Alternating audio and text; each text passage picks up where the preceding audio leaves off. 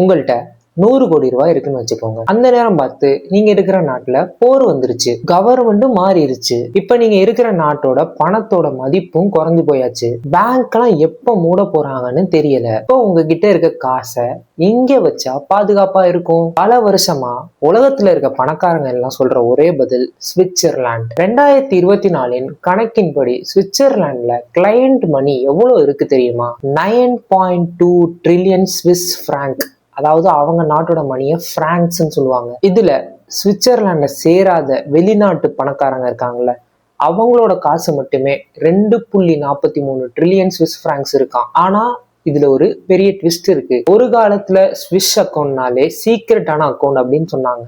யாரு பணம் வச்சிருக்கான்னு யாருக்கிட்டையுமே இந்த பேங்க் ரிவீல் பண்ண மாட்டாங்க. ஆனா இப்ப இருக்கிற சட்டத்திட்டம் படி முழுசா அவ்வளவு சீக்ரெசி கிடையாது. பல நாடுகளோட டாக்ஸ் டிபார்ட்மெண்ட்டுக்கு இந்த ஸ்விஸ் பேங்க் இப்ப சில இன்ஃபர்மேஷன் எல்லாம் கொடுக்குறாங்க. சரி, இப்பதான் சீக்ரெட்லாம் இல்லையே, அப்படியும் ஏன் பணக்காரங்களாம் சுவிட்சர்லாந்துல போய் பணத்தை பதுக்குறாங்க? ஏன்னா சுவிட்சர்லாந்து இங்க வெறும் பேங்கை மட்டும் உருவாக்கல, அவங்க உலகத்துக்கே வித்த ஒரு பொருளின் பேர் என்ன தெரியுமா? அந்த பொருளின் பேர் நம்பிக்கை. முதல்ல இந்த பேங்கை இவங்க சீக்ரெட்டா மணியை பதுக்குறதுக்கு மட்டும் ஆரம்பிக்கல. 1815 யூரோப்ல நிறைய போர் நடந்துகிட்டே இருந்துச்சு. அப்ப சுவிட்சர்லாந்து ஒரு முக்கியமான முடிவு எடுக்கிறாங்க. எந்த நாடு எந்த நாடோட சண்டை போட்டாலும் நாங்க யாருக்கும் சப்போர்ட் பண்ண மாட்டோம். இதுதான் ஆங்கிலத்துல நம்ம நியூட்ராலிட்டின்னு சொல்றோம். இதுக்கப்புறம் யூரோப்ல என்ன நடந்துச்சுன்னு நமக்கு தெரியும். நிறைய போர் வந்துச்சு, பெரிய பெரிய எம்பையர் எல்லாம் விழுந்துச்சு, கவர்மெண்ட் எல்லாம் மாறுச்சு, சில நாடுகளோட கரன்சி வேல்யூ கூட கீழே போனுச்சு, சில நாடுகள் மக்களோட சொத்துக்கள் எல்லாம் பறிக்க ஆரம்பிச்சாங்க.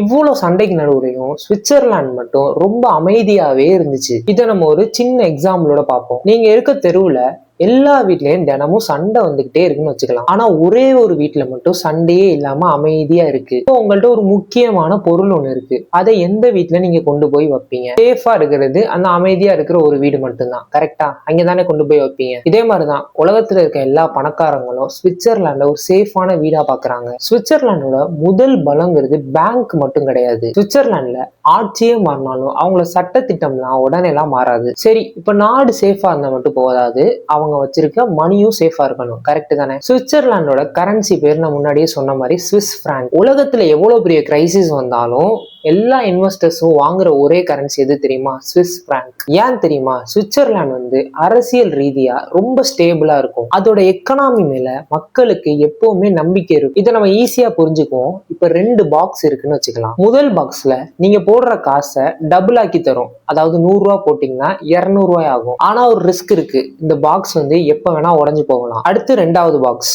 இந்த பாக்ஸ்ல உங்க காசு ரொம்ப பெருசாலாம் வளராது, ஆனா சேஃபா அப்படியே இருக்கும். இப்ப நீங்க 1000 ரூபாய் இருக்கு, ஃபர்ஸ்ட் பாக்ஸ்ல போட்டீங்கன்னா 2000 ரூபாய் வரும். பட் அது உடஞ்சு அது ரெண்டுமே காணாம போறதுக்கு வாய்ப்பு இருக்கு. பட் இந்த பாக்ஸ்ல நீங்க அதே காசை வச்சீங்கன்னா அது அப்படியே இருக்கும். இப்போ உங்கள்ட்ட 1000 கோடி இருக்குன்னு வச்சுக்கலாம். அதை நீங்க டபுள் செய்யணும்னு நினைப்பீங்களா, இல்ல அதை சேஃபா வச்சுக்கணும்னு நீங்க நினைப்பீங்களா? பணக்காரங்களுக்கு எல்லாம் எப்பவுமே ப்ராஃபிட்னு இருக்க மாட்டாங்க. அவங்கள்ட்ட இருக்கிற காசை சேஃபா வச்சுக்கணும் தான் அவங்க யோசிப்பாங்க. அவங்களுடைய முதல் கேள்வியே என்கிட்ட இப்ப இருக்க பணம் நாளைக்கு இருக்குமா? இந்த கேள்விக்கு சுவிட்சர்லாந்து சொல்லும் பதில் ஆம். இவங்கெல்லாம் சேஃப்டிங்கிறத ஒரு பிரீமியம் ப்ராடக்டா விக்கிறாங்க. 1934 ஒரு முக்கியமான சட்டம் ஒண்ணு வந்துச்சு. பேங்க்ல வேலை செய்யற ஒரு எம்ப்ளாயி கஸ்டமர்கிட்ட கேட்காம அவங்களோட இன்ஃபர்மேஷனை யாருக்கிட்டையுமே சொல்லக்கூடாது. அதையும் மீறி சொன்னா அது ஒரு குற்றம். அதாவது ஒரு பணக்காரர் ஸ்விஸ் பேங்க்ல காசு வைக்கிறது, அவர் இங்க பேங்க மட்டும் நம்பல, அவர் சுவிட்சர்லாண்டோட சட்டத்தையும் நம்புறாரு. ஆனா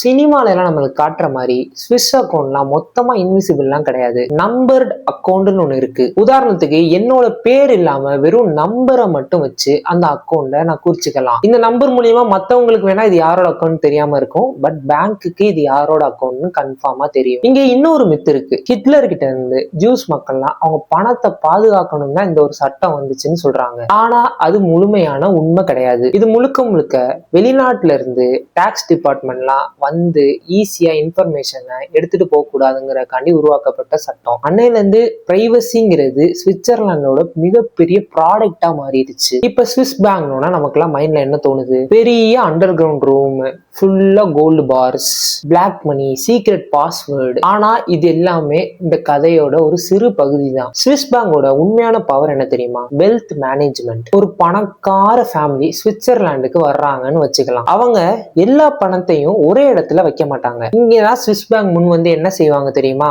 சில பணத்தை டாலரா வச்சிருப்பாங்க, சில பணத்தை யூரோவா வச்சிருப்பாங்க, சிலதை கோல்டுல முதலீடு செய்வாங்க, சிலதை ஷேர்ஸ் வாங்கி வைப்பாங்க, சிலதை ப்ராப்பர்ட்டியாவும் கன்வெர்ட் பண்ணி வச்சிருவாங்க. இது மட்டும் இல்ல, இப்ப இந்த பணக்காரங்களா இறந்து போனோம்னா கரெக்டா அந்த சொத்து அவங்க பேரம்பேத்திக்கெல்லாம் போற மாதிரி அந்த இன்ஹெரிட்டன்ஸ் ஃபார்மையும் ரெடி பண்ணி வச்சிருவாங்க. உலகத்திலே மிகப்பெரிய லாயர்ஸ், உலகத்திலே மிகப்பெரிய இன்வெஸ்டிங் பிளானர்ஸ், அவங்களெல்லாம் வச்சு உங்களுக்கு அறிவுரையும் கொடுப்பாங்க. அதனால இங்க கஸ்டமர் ஒரு அக்கௌண்ட் மட்டும் வாங்குறது கிடையாது, ஒரு முழு பினான்சியல் சிஸ்டமே இங்க வாங்குறாங்க. இங்க நல்லா பாத்தீங்கன்னா இங்க ஒரு சைக்கிள் உருவாகுது. என்ன சைக்கிள்னா, நல்ல பேங்கர்ஸ் இருக்கிறதால பணக்காரங்கலாம் இங்க வர்றாங்க. பணக்கார கஸ்டமர்ஸ் எல்லாம் இருக்கனால உலகத்திலே மிகப்பெரிய லாயர்ஸ் எல்லாம் இங்க வராங்க. உலகத்திலே மிகப்பெரிய பணக்காரங்களா இருக்கறனால மிகப்பெரிய இன்வெஸ்ட்மெண்ட் மேனேஜர்ஸும் இங்க வராங்க. இதனால சுவிட்சர்லாந்தோட பேங்கிங் சிஸ்டம் ரொம்ப பவர்ஃபுல் ஆகுது. இதை வந்து ஆங்கிலத்துல நெட்வொர்க் எஃபெக்ட் அப்படின்னு சொல்லுவாங்க. இன்னொரு நாடு நாளைக்கே டாக்ஸை குறைக்கலாம், சுவிட்சர்லாந்து மாதிரி காப்பி பண்ண ட்ரை பண்ணலாம். ஆனா சுவிட்சர்லாந்து கிட்ட இருக்க அனுபவத்தையும் நம்பிக்கையையும் இவங்க உடனே வாங்க முடியாது. ஆனா இதனால நல்லது மட்டுமே நடக்காது. சுவிட்சர்லாந்து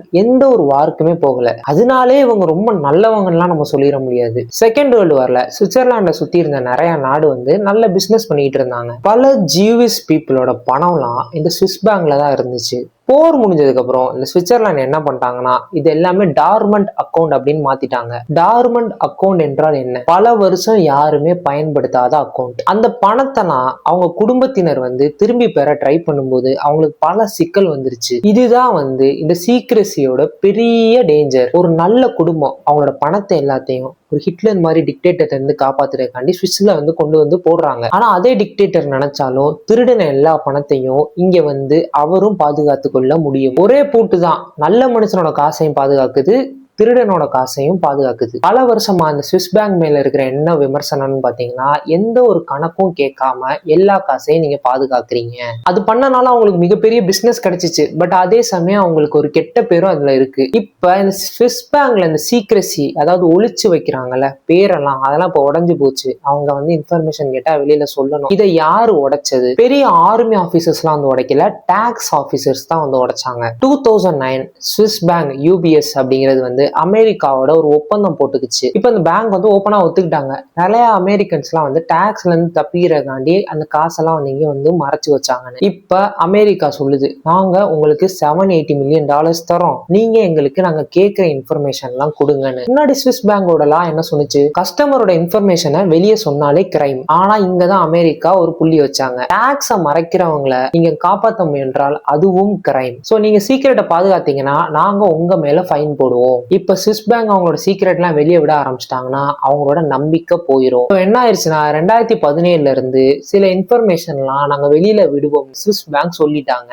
அதனால சினிமால காட்டுற மாதிரிலாம் எந்த ஒரு கேள்வியும் கேட்காம பிளாக் மணி எல்லாம் இனிமேலாம் சுவிஸ் பேங்க்ல போய் ஒளிச்சு வைக்க முடியாது. சரி, இங்க லாஜிக் என்ன சொல்லுது? சீக்ரெட் இப்போ போயிருச்சு, அப்ப சுவிஸ் பேங்கிங் சிஸ்டமே மொத்தமே முடிஞ்சு போச்சா? இங்கதான் ட்விஸ்ட், அது இன்னும் முடியல. 2024லயுமே 2026லயுமே சுவிட்சர்லாந்து தான் இன்னும் பெரிய பணக்காரங்களோட மணியெல்லாம் மேனேஜ் பண்ணிட்டு இருக்காங்க. எஸ், எல்லாருமே சுவிட்சர்லாந்துக்கு அவங்க பணத்தை ஒளிச்சு வைக்க தான் வந்தாங்க. அது மட்டும் கிடையாது, மக்கள் நிறைய விஷயத்தை கன்சிடர் பண்ணி தான் சுவிட்சர்லாந்துல போய் அந்த பேங்க்ல காசு வைக்கிறாங்க. ஸ்டேபிளான லா, ஸ்டேபிளான கரன்சி, எக்ஸ்பீரியன்ஸ் இருக்கிற பேங்கர்ஸ், இன்வெஸ்ட்மெண்ட் நல்லா எப்படி பண்ணணும்னு சொல்லி கொடுக்குற இன்வெஸ்டர்ஸ், பல கரன்சில காசை ஸ்பிளிட் பண்ணி வைக்கிறது, குழந்தைங்க பேர குழந்தைங்களுக்கு எல்லாம் கரெக்டா சொத்து போய் சேர்ற மாதிரி. அதனால சுவிட்சர்லாந்து இப்போ ஒரு புது ப்ராமிஸ் வச்சிருக்காங்க. என்ன தெரியுமா? முன்னாடி என்ன சொன்னாங்கன்னா, உங்க காசை பத்தி உங்க கவர்மெண்ட் கிட்ட நாங்க சொல்ல மாட்டோம். பட் இப்ப என்ன சொல்றாங்கன்னா, உங்களோட பணத்தெல்லாம் நாங்க வேற லெவல்ல மேனேஜ் பண்ணி அது இன்னும் பெருகிறதுக்கும் அது உங்களுக்கு முழுமையா கிடைக்கிறதுக்கும் நாங்க வழி செஞ்சு தர்றோம். உலகம் முழுசு இருக்கிற பெரிய பணக்காரங்களோட காசெல்லாம் மேனேஜ் பண்றது ஒன்னும் ஈஸியான வேலை கிடையாது. முன்னாடி பணத்தை மறைக்கிற ஒரு வசதி இருந்துச்சு. பட் இப்ப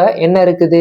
பணத்தை நிர்வாகம் படுத்தி தர்றாங்க. அதுவும் 1000 கோடி 2000 கோடி மதிப்பிலான பணத்தை. ட்ரஸ்ட்ங்கிறது ஒரு கிளாஸ் மாதிரி, அதை உருவாக்குறது ரொம்ப கஷ்டம், உடைக்கிறது ரொம்ப ரொம்ப ஈஸி. சுவிட்சர்லாந்துல கிரெடிட் சூஸே அப்படிங்கிற ஒரு பேங்க் மட்டும் நிறைய ஸ்கேண்டல்ல மாட்டுச்சு. இந்த ஸ்கேண்டல்ல மாட்டினோம்னா மக்கள்லாம் பதறி நிறைய காசை வெளியில எடுக்க ஆரம்பிச்சிட்டாங்க. அதனால அந்த பேங்க் மேல இருந்த ட்ரஸ்ட் எல்லாம் கொஞ்சம் கொஞ்சமா குறைஞ்சு வந்துருச்சு. வேற வழியே இல்லாம UBS அப்படிங்கிற பேங்க் மட்டும் இந்த கிரெடிட் சூஸையை டேக் ஓவர் பண்ணி இப்ப மொத்தமா UBS பேங்க் தான் பெரிய பேங்கா இருக்கு சுவிட்சர்லாந்துல. இதனால மொத்தமா சுவிட்சர்லாந்தோட பேங்கிங் சிஸ்டம் கொலாப்ஸ் ஆகாம ஒரு வழியா காப்பாத்திட்டாங்க. சோ சுவிட்சர்லாந்து எப்படி உலகத்துல மிகப்பெரிய பேங்க் ஆனது? அவங்களோட சீக்கிரட்டா மணியை வச்சுக்கிற லா மட்டும் கிடையாது, அவங்க நியூட்ரலா இருந்து எங்க கண்ட்ரி சேஃப்னு மக்களுக்கு புரிய வச்சாங்க. அவங்களோட கரன்சி மேல கீழே இறங்காம பாத்துக்கிட்டாங்க. பிரைவசியை பிரீமியம் சர்வீஸா வித்தாங்க. வெல்த் மேனேஜ்மெண்ட், இன்வெஸ்டர்ஸ் எல்லாத்தையும் கூட்டிட்டு வந்து அவங்களுக்கு நல்ல ஒரு பேங்கிங் சிஸ்டம் அமைச்சு கொடுத்தாங்க. இதோட டார்க் சைடு என்ன?